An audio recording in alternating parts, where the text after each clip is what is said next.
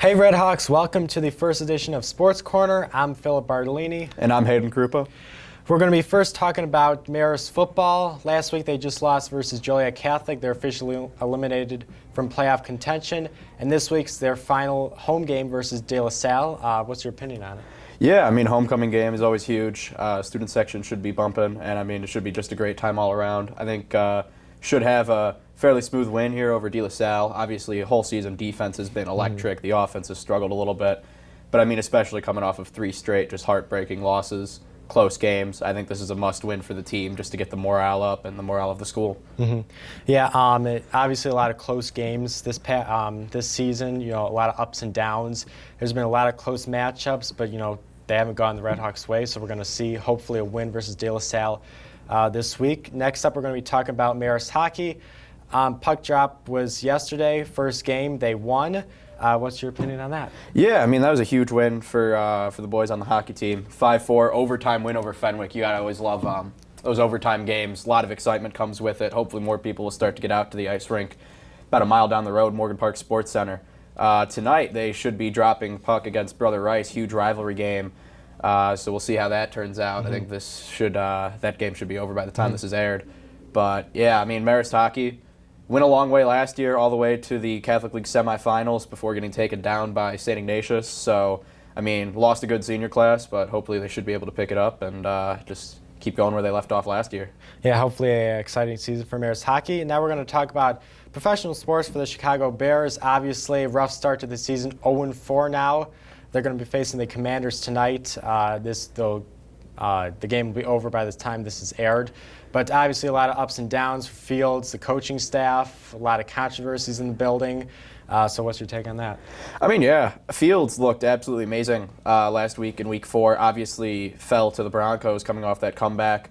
But people could say all they want about, it was the Broncos defense and all that. Fields was amazing under pressure. He was getting the ball out fast, and all of the issues that we'd seen with him at the start of the year were non-existent. And rumor is that tonight against the Commanders, that head coach Matt Eberflus is on the hot seat, and a loss, he's out. And, you know, I never want to root against the Chicago Bears, and I hope they do win.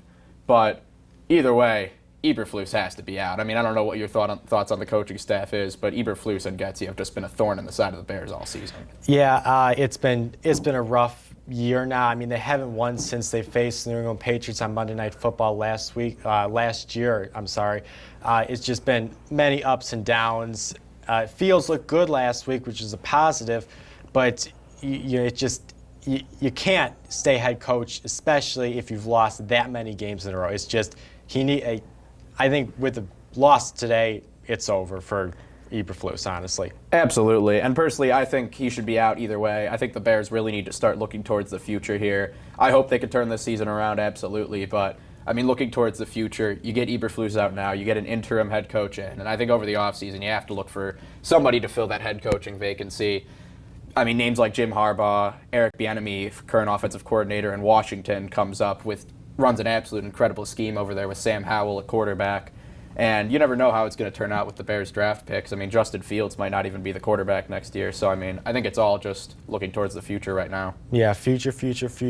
I think they really need someone with experience in the NFL who's done it before, who can really motivate these players. I mean, it's just necessary.